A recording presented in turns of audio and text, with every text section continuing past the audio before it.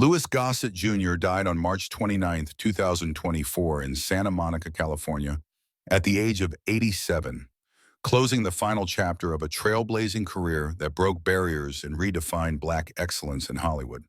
To the world, he was the deep-voiced icon of strength and wisdom, the first Black man to win an Academy Award for Best Supporting Actor, a face etched into television history through Roots, and a commanding presence who carried roles of soldiers, kings, and mentors with gravity few could match.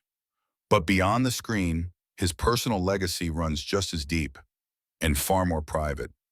Two sons, one biological, one adopted, one following his footsteps into filmmaking, the other choosing a quieter path out of the public eye. What happened to the children raised by a man who spent his life fighting for dignity, both in art and in reality? Below is the story of those sons. Sati Gossett was born in 1974, in the quiet eye of a storm that would soon become his father's unstoppable rise. At the time of his birth, Louis Gossett Jr. was already turning heads on the Broadway stage and had just begun to transition into serious television and film roles. But the real explosion came a few years later. When Roots aired in 1970 and shattered television records, Gossett became a household name. For most of America, he was Fiddler, the wise, compassionate slave who taught LeVar Burton's Kunta Kinte how to survive bondage. But for Sati, he was Dad, a man who split his time between sound stages, charity events, and a rapidly changing household. The marriage between Louis and Christina Mangosing, Sati's mother, didn't last long. By the time Sati was barely old enough to speak in full sentences, the home had already split. The boy stayed mostly with his mother, while his father's name started appearing in award nominations and on film posters. He was Louis Gossett Jr. to the world. To Sati, he was mostly a photograph, framed, polished, and slightly out of reach. As he grew older, Sati felt the weight of being the only biological son of a barrier-breaking icon. Gossett had become the first Black man to win an Academy Award for Best Supporting Actor for his role as Sergeant Emil Foley in An Officer and a Gentleman, 1982, solidifying his legacy as a pioneer in Hollywood. But for Sati, the Oscar statue on the shelf wasn't a source of pride. It was a line drawn in gold that he wasn't sure he wanted to cross. In one rare interview, Sati recalled visiting a film set with his dad at the age of 12.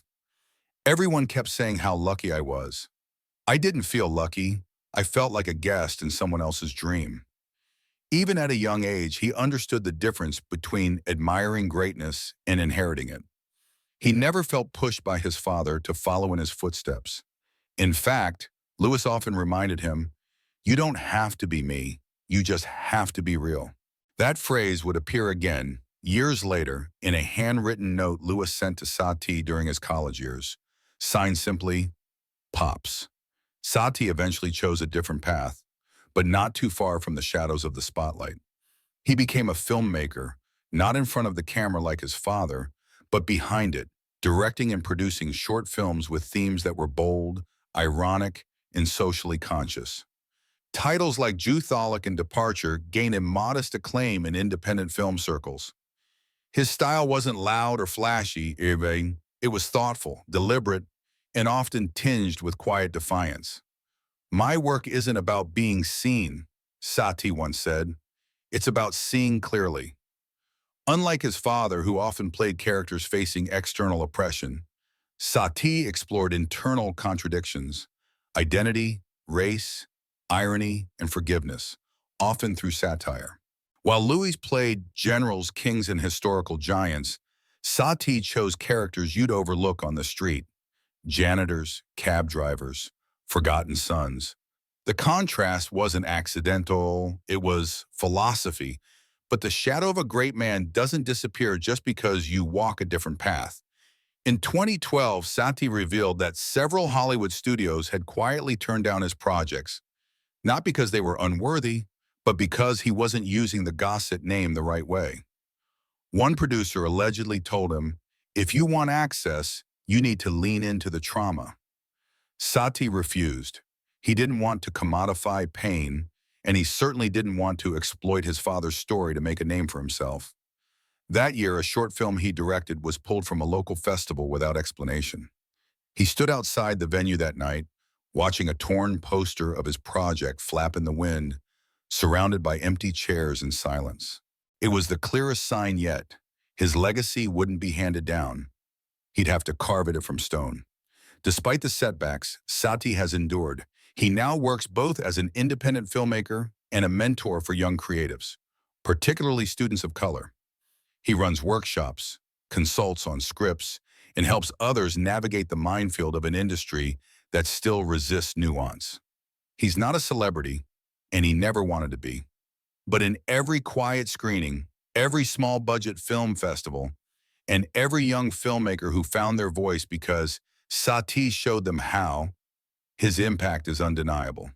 To some, Louis Gossett Jr. left behind a trail of firsts and trophies. But to Satie, he left something deeper. A challenge to stay honest, to fight quietly, and to see clearly even when no one's watching.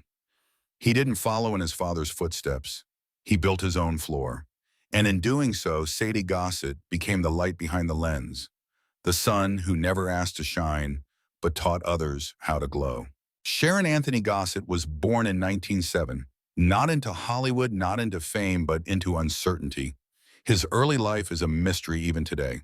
What we do know is that sometime in the mid-1980s, Louis Gossett Jr., by then an Academy Award-winning actor and civil rights icon, adopted Sharon as a young boy. The details of the adoption were never fully shared with the public. No press release, no red carpet photo, just a quiet decision by a man who believed deeply in fatherhood and responsibility, regardless of biology. At the time, Louis was at the peak of his power. After an officer and a gentleman catapulted him into stardom, he was starring in major films like Enemy Mine and Iron Eagle. But while the cameras captured him in uniform barking commands, off-screen he was creating a family not for show, but for shelter. Sharon entered his life not as a co-star in some family image campaign, but as a child who needed a home. And Louis, who had once been a black man denied hotel rooms in his own country, knew exactly what it meant to give someone a key. Growing up in the Gossett household meant existing in the eye of an invisible storm. The world outside saw red carpets, TV specials, interviews, and awards. Inside the home, Sharon was simply a boy trying to find himself under a name that drew questions wherever he went. There are almost no public photos of Sharon as a child, except one, a blurry image from a set visit in 1989 where a teenage Sharon stands off to the side while his father poses for a promotional shoot. It says everything. Sharon was never interested in being front and center.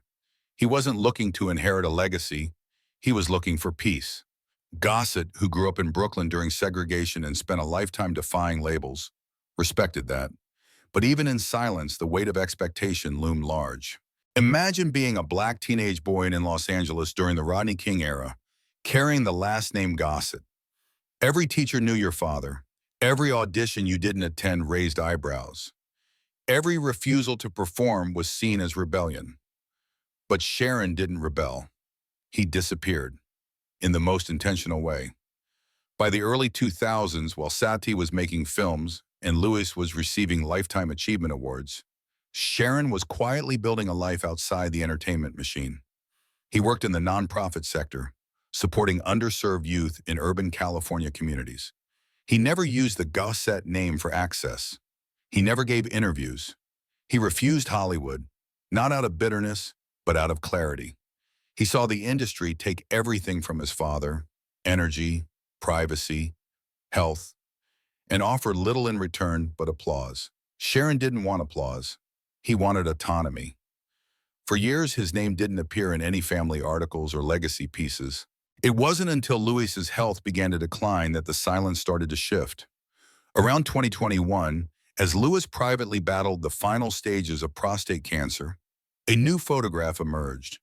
Sharon, now in his 40s, seated beside his father in a hospital room, both men holding hands, surrounded by no press, no entourage, only stillness. That image, uncaptioned and unshared publicly by Louis himself, was quietly released by a family friend.